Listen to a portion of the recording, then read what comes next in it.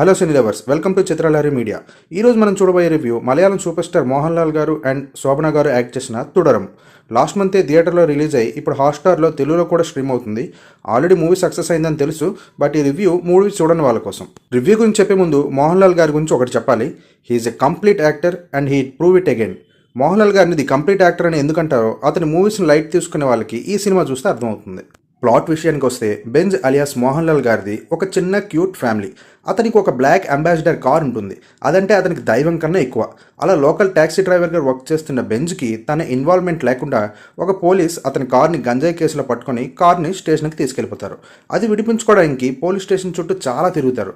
ఇక్కడ వరకు మూవీ చాలా ఫన్ మూమెంట్స్తో, చిన్న చిన్న ఎమోషన్స్తో చాలా డీసెంట్గా వెళ్తుంది. ఆ కార్ని విడిపించి కీస్ చేతికి వచ్చే టైంకి అసలు కథ స్టార్ట్ అవుతుంది. ఆ కార్ని అడ్డుపెట్టుకొని ఆ పోలీస్ వాళ్ళు ఒక క్రైమ్ చేసి అందులో బెంజ్ను కూడా ఇన్వాల్వ్ అయ్యేలా చేస్తారు. ఆ ప్రాబ్లం నుండి అతను ఎలా బయటపడ్డాడు, దానివల్ల బెంజ్కి అతని ఫ్యామిలీకి వచ్చిన ప్రాబ్లమ్స్ ఏంటి, దానికి రివర్స్లో బెంజ్ ఏం చేశాడు అనేది కథ.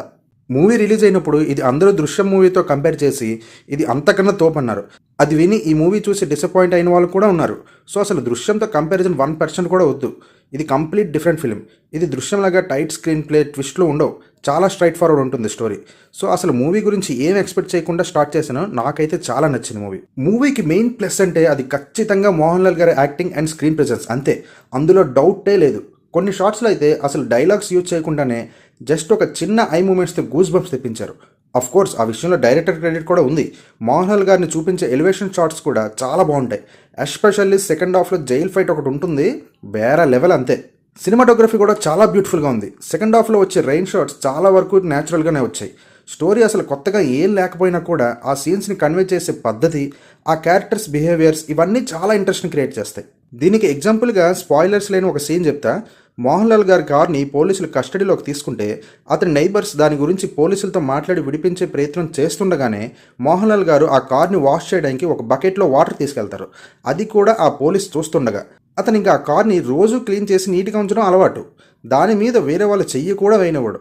అతనికి ఆ కార్కి ఉన్న బాండింగ్ అలాంటిది. అలాగే మెయిన్ విలన్గా చేసిన పోలీస్ క్యారెక్టర్ కూడా చాలా విచిత్రంగా ఉంటుంది. ఎవడి మెంటల్ నా కొడుకని మనం కూడా అనుకుంటాం. మనకు కూడా వాడి మొహం పగలగొట్టాలన్నంత కోపం వస్తుంది వాడు నవ్వుతుంటే. జోవియల్గా మాట్లాడుతూనే ఎదుటి వ్యక్తితో తన పనులన్నీ చేయించుకొని వాళ్ళని కూడా ఆ ప్రాబ్లంలోకి సరదాగా లాగుతాడు. అదేంటో చెప్తే స్పాయిలర్ అయిపోతుంది. సో మూవీ చూసి తెలుసుకోండి. బట్ ఒక్కటే చెప్తా, మోహన్ లాల్ గారికి ధీటుగా యాక్ట్ చేశాడు ఇతను. అండ్ ఇంకా మూవీలో నెగిటివ్ ఏమైనా ఉందా అంటే only run time. Obviously Malayalam movies అంటే కొంచెం స్లో పేస్డ్గానే ఉంటాయి. సో ఇందులో కూడా మెయిన్ స్టోరీ ఆల్మోస్ట్ 50 నిమిషాల తర్వాత స్టార్ట్ అవుతుంది. అలా అని బిగినింగ్ పోర్షన్స్ ఏం బోర్ కొట్టవు. ఒక ఫ్యామిలీ స్టోరీ చూస్తున్నట్టు స్వీట్ అండ్ ఫన్గా అనిపిస్తుంది.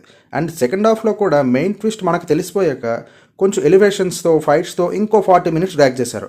అండ్ అగైన్ స్టోరీ మనకు తెలిసిపోయిందనే కానీ ఈ 40 మినిట్స్ కూడా చాలా బాగుంటుంది. సింపుల్గా ఫస్ట్ హాఫ్ అంతా ఫ్యామిలీ ఆడియన్స్ కోసం తీస్తే సెకండ్ హాఫ్ అంతా ఫ్యాన్స్ కోసం తీసినట్టు ఉంటుంది.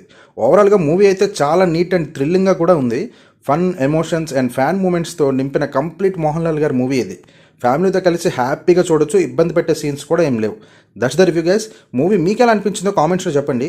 రివ్యూ మీకు నచ్చినట్టయితే లైక్ చేసి షేర్ చేయండి. ఇలాంటి మరిన్ని మూవీ అప్డేట్స్ కోసం మన ఛానల్ని ఇప్పుడే సబ్స్క్రైబ్ చేయండి. Thank you for watching.